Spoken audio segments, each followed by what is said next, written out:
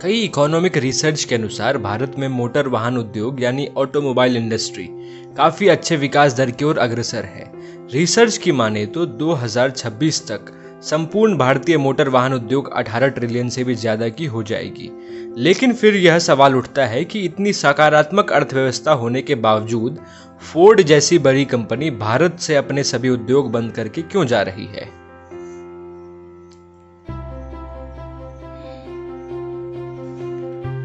Ford company की शुरुआत वर्ष 1903 में महान उद्योगपति हेनरी फोर्ड द्वारा की गई।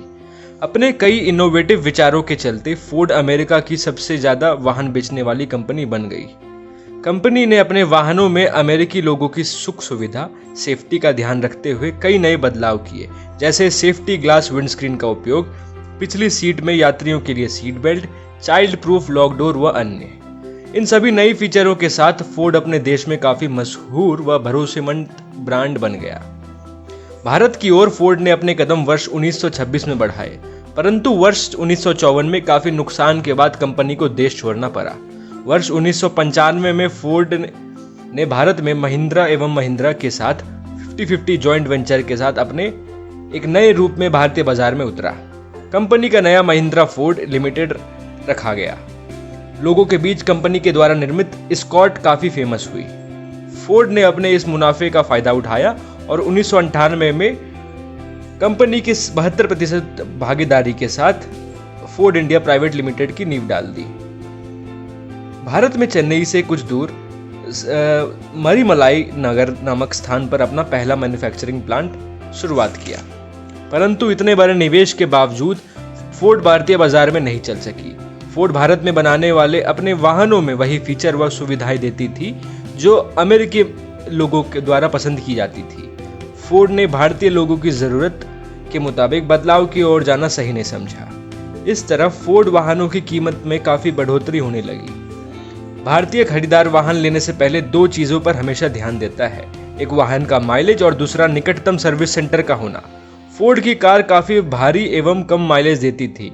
कई सालों तक भारतीय बाजार में रहने के बावजूद फोर्ड के सिर्फ 308 सर्विस सेंटर थे। वही दूसरी कंपनी जैसे मारुति के 3500 सर्विस सेंटर व हुंडई के 1300 सर्विस सेंटर मौजूद है। इस प्रकार लोगों को फोर्ड के वाहन पर ज्यादा पैसे खर्च करने पड़ते थे। कंपनी की असफलता का एक कारण यह भी था कि नए बाजार में अन्य कंपनी अपने कई नए मॉडल को उतार रही थी, परंतु फोर्ड अपने बेस मॉडल्स के सहारे ही चल रही थी। वर्ष 2019 की कोरोना पैंडेमिक और सेमीकंडक्टर व माइक्रोचिप की कमी ने भी कंपनी के वाहनों के दाम में काफी बढ़ोतरी करवाई और इस तरह लोग कंपनी से दूर होते गए। वर्ष 2019 में कंपनी ने अपने कदम एक बार फिर से अपने पुराने पार्टनर महिंद्रा की ओर बढ़ाए ताकि कुछ मुनाफा कमाया जा सके, लेकिन यह पार्टनरशिप ज्यादा दिन न चल सकी और 2020 में एक बार फिर दोनों अलग हो गए। आखिरी कोशिश फोर्ड ने ओला के साथ मिलकर इलेक्ट्रिक वाहन बनाने की पेशकश की, लेकिन ओला ने अकेले आगे बढ़ने का फैसला लिया। अंत में 9 सितंबर 2021 को फोर्ड ने घोषणा की वह भारत में अपने सभी मैन्युफैक्चरिंग प्लांट बंद करेगा। फोर्ड के घाटे का अनुमान आप इस बात से लगा सकते हैं कि वर्ष 2019 में कंपनी ने मात्र 93,000 वाहन बेचे, वही मारुति ने अकेले 27 लाख वाहन की बिक्री की। अब सवाल यह उठता है कि फोर्ड जैसी अन्य बड़ी अमेरिकी वाहन कंपनी भारत में अपने व्यवसाय क्यों हटाना पड़ रहा है। इसका सीधा जवाब है भारतीय लोगों की जरूरत और साधन के उलट कार्य करना। अमेरिकी कंपनी भारतीय बाजार में काफी महंगे व फीचर से भरपूर कार निकालती है, परंतु वही कार लोकल व एशियाई कंपनी द्वारा सस्ते मूल्य में लोगों को उपलब्ध हो जाती है। सर्विस सेंटर के अभाव के कारण अमेरिकी ब्रांड के कारों की रिपेयर व रीसेल वैल्यू काफी बढ़ जाती है, जो कि भारतीय जनता की जरूरत के विपरीत है। अगर अमेरिकी कंपनी भारत में आकर मुनाफे वाला व्यापार चाहती है तो उन्हें भारतीय खरीदार की सोच व चाहत को ध्यान रखते हुए स्वरूप में बदलाव लाना होगा।